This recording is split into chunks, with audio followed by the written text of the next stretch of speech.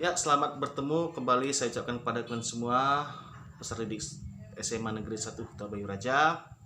Saya harap kabar kalian dalam keadaan baik semua, walaupun kita masih belajar online. Saya yakin kalian masih semangat untuk mengikuti pelajaran kita hari ini, yaitu pelajaran sejarah Indonesia. Sekali lagi, saya sangat berharap kalian itu semangat dan lebih aktif lagi dalam mengikuti pembelajaran online kita. Sebelum masuk materi kita pagi hari ini, coba saya sedikit mengulas pelajaran minggu lalu ya. Pelajaran minggu lalu kita sudah membahas tentang yaitu tokoh-tokoh proklamator. Seperti yang sudah saya kasih tugas kepada kalian semua, itu adalah menceritakan bagaimana biografi para tokoh yang terlibat dalam proklamasi. Saya sangat senang atas kerja kalian karena kalian sangat bisa menceritakan bagaimana biografi dari tokoh-tokoh yang kalian pilih. Itulah pelajaran kita minggu lalu. Saya harap kalian semua harus mengingat apa materi yang sebelumnya supaya kita bisa masuk materi yang baru.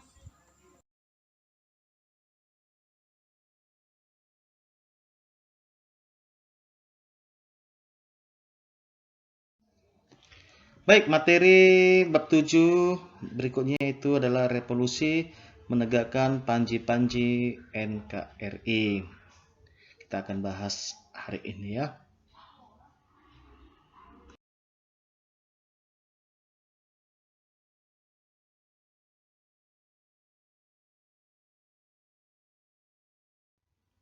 Adapun tujuan pembelajaran kita hari ini, yang pertama adalah menganalisis keadaan Indonesia pada awal kemerdekaan.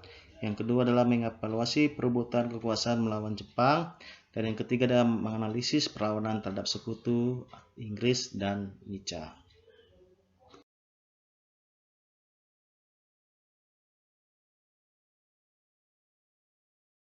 Sebelum kita masuk pembelajaran berikutnya, kita akan bahas masalah pengantar pelajaran kita hari ini adalah tentang bicara perjuangan ya bangsa Indonesia masih jauh panjang. Setelah Indonesia merdeka, sudah tentu masih dalam keadaan berbenah diri ya. Bayangkan negara yang baru merdeka seperti Indonesia pada waktu itu masih belajar berbenah diri. Kondisi sosial ataupun kondisi ekonomi belum mapan pada masa itu. Ya, kita akan bahas bagaimana yang belum mapan tersebut ya. Beberapa kelengkapan negara juga baru dibentuk. Jadi belum bisa optimal ya. Belum bisa bekerja sebaik mungkin karena masih baru dibentuk pada saat itu ya. Jadi dalam kondisi demikian, bangsa Indonesia harus menghadapi tantangan dari berbagai pihak. Bayangkan negara yang baru merdeka masih mendapat tantangan dari berbagai pihak, dari sisa-sisa kekuatan Jepang. Menyusul kemudian harus menghadapi tentara Inggris dan tentara Nica ataupun Belanda. Artinya di sini Belanda itu masih ingin mau berkuasa di Indonesia. Jadi materi penting untuk kalian supaya bisa melahirkan kesadaran bahwa untuk mempertahankan kemerdekaan bukan perkara yang mudah.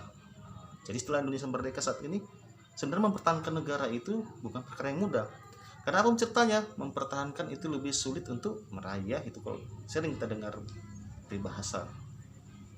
Dengan kata lain, memelihara dan mempertahankan keadaan yang kita idealkan harus terus dilakukan. Jadi untuk negara ini harus dipertahankan kemerdekaannya. Oke. Melalui topik pembelajaran kita hari ini yaitu perkembangan dan tantangan awal Indonesia merdeka, kalian diminta untuk mengkaji keadaan awal Indonesia merdeka, perlawanan terhadap Jepang dan juga melawan pasukan Inggris serta Nica ataupun Belanda. Itulah pengantar untuk materi kita hari ini.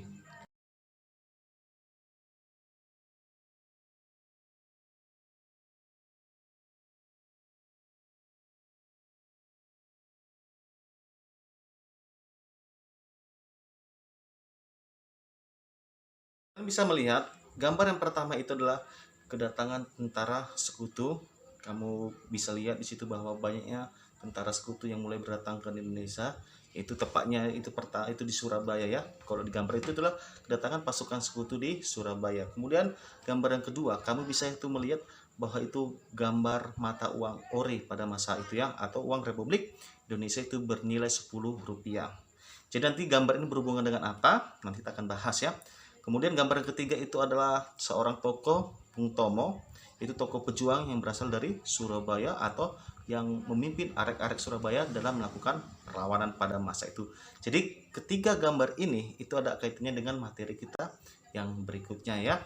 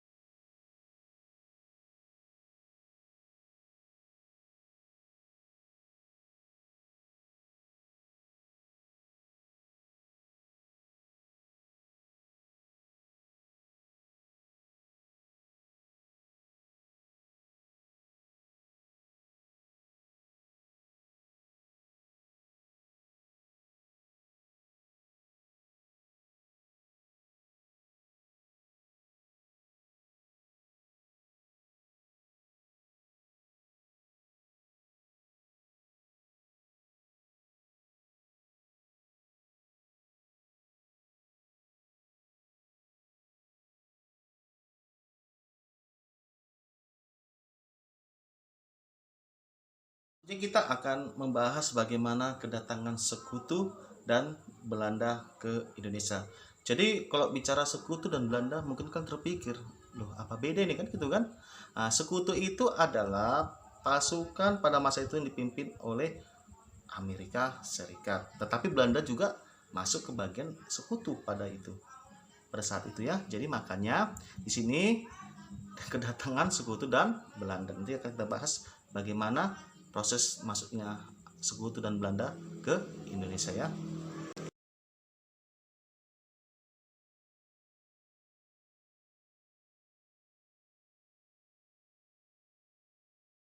Jadi proses penyerahan Jepang kepada sekutu tanpa syarat tanggal 14 Agustus 1945 membuat analogi bahwa sekutu memiliki hak atas kekuasaan Jepang di Indonesia ya, ataupun di berbagai wilayah, terutama di wilayah yang sebelumnya merupakan jajahan negara-negara yang masuk dalam sekutu. Jadi artinya di sini tadi kan dikatakan adalah, cepat dipahami kalimatnya, penyerahan Jepang kepada sekutu tanpa syarat tanggal 14 Agustus 1945 membuat analogi bahwa sekutu memiliki hak atas kekuasaan Jepang di berbagai daerah. Nah, jadi sini inilah merupakan alasan kuat bagaimana sekutu ingin kembali menguasai di Indonesia. Artinya Indonesia tadi merupakan wilayah kekuasaan Jepang karena mereka kalah. Jadi sekutu merasa memiliki wilayah kekuasaan Jepang, itu ya. Jadi Belanda adalah salah satu negara yang berada di kelompok sekutu. Nah, seperti saya katakan ya. Nah, jadi bagaimana proses masuknya? Yaitu sekutu masuk ke Indonesia dibonceng oleh Nica. Nah, jadi Nica yang memboncengnya pasukan sekutu untuk berkuasa di Indonesia. Mereka masuk melalui berbagai pintu wilayah Indonesia seperti Jakarta, Semarang, dan Surabaya. Bagaimana prosesnya? Nanti bisa kita bahas selanjutnya.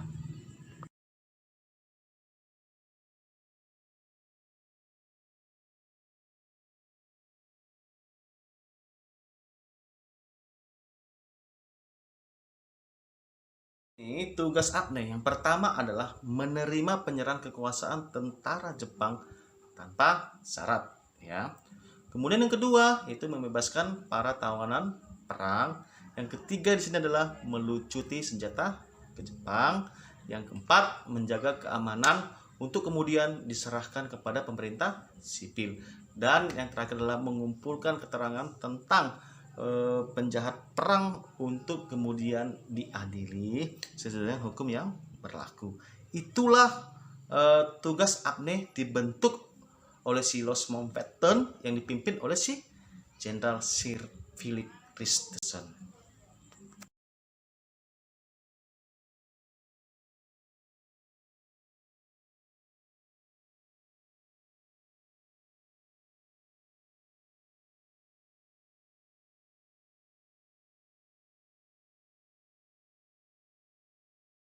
Materi berikutnya yaitu merdeka atau mati.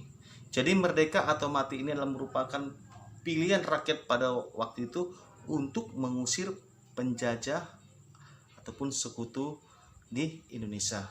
Pertama itu akan dibahas itu perjuangan rakyat Semarang. Jadi yang dikenal dengan pertempuran 5 hari di Semarang, ya.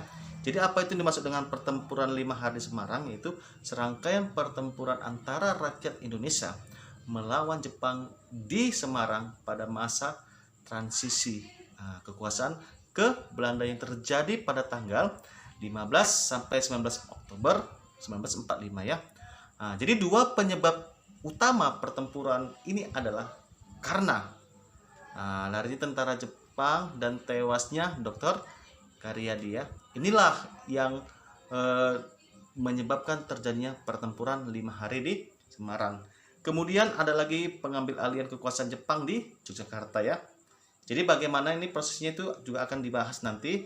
Sedikit ya saya jelaskan, itu pengambil alihan kekuasaan Jepang Yogyakarta itu dalam memaksa orang-orang Jepang agar mau menyerahkan semua kantor-kantor kepada orang Indonesia. Karena sebelumnya kantor-kantor itu adalah menjadi dikuasai oleh Jepang. Kemudian ada lagi arek-arek Surabaya untuk Indonesia. Ini terjadi tanggal 10 November 1945. Itu diperingati sebagai Hari Pahlawan. Ini dipimpin oleh Bung Tomo. Berikutnya juga ada pertempuran Pelanggan Ambarawa dipimpin oleh Kolonel Sudirman, nanti akan dibahas juga, ya. Pertempuran Medan Area juga ini terjadi di Medan atau di Sumatera Utara. Bandung Lautan Api juga terjadi di Bandung. Bagaimana prosesnya ini juga kita akan bahas nanti, dan juga akan membahasnya itu melalui tugas yang akan saya berikan. Berikutnya bagaimana berita proklamasi di Sulawesi. Berikutnya adalah peristiwa operasi lintas itu Laut Banyuwangi. Itulah materi merdeka atau mati. Jadi banyak sekali perjuangan rakyat Indonesia untuk mempertahankan kemerdekaan Indonesia, sampai digunakan kata merdeka atau mati. Itu kata-kata ini jadikan semangat untuk memupuk kaum muda atau rakyat Indonesia pada waktu itu untuk tetap menjunjung sosok nasionalisme dan bisa mempertahankan negara dan mengusir penjajah di Indonesia. Jadi saya harap juga kalian bisa merefleksikan bagaimana rasa nasionalisme itu bisa muncul dalam diri kalian dan semangat untuk mengisi kemerdekaan bagi dalam diri kalian.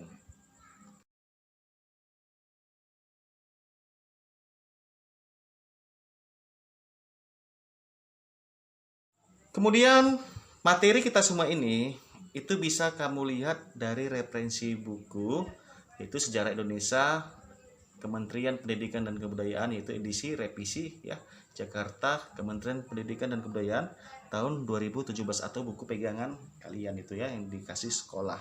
Itu bisa kalian baca semua materi-materinya secara lengkap, yaitu di halaman 137 sampai 166.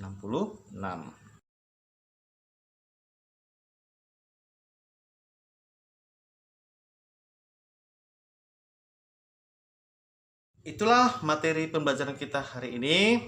Berikutnya saya akan kasih tugas individu kepada kalian semua. Yang pertama adalah membahas materi yang terkait dengan keadaan Indonesia pada awal kemerdekaan. Kemudian yang kedua adalah membahas materi tentang perebutan kuasa melalui kekuatan Jepang. Yang ketiga mengkaji itu materi perlawanan terhadap sekutu dan Nica. Jadi sini kamu pilih salah satu bentuk perlawanannya ya. Jawaban ditulis di double folio. Itu setelah itu kamu foto, kirim ke Messenger atau Instagram saya ya. Jawaban paling lama saya terima 2 hari setelah proses pembelajaran ini. Saya rasa sudah cukup paham kan tentang tugas-tugas kalian ya. Sebelum saya mengakhiri materi kita hari ini, saya mengingatkan kembali kepada kalian semua, selama pembelajaran online, tolonglah kalian itu lebih aktif untuk belajar ataupun mengerjakan tugas-tugas. Ingat, satu lagi, stay at home, di rumah aja. Sekian dan terima kasih.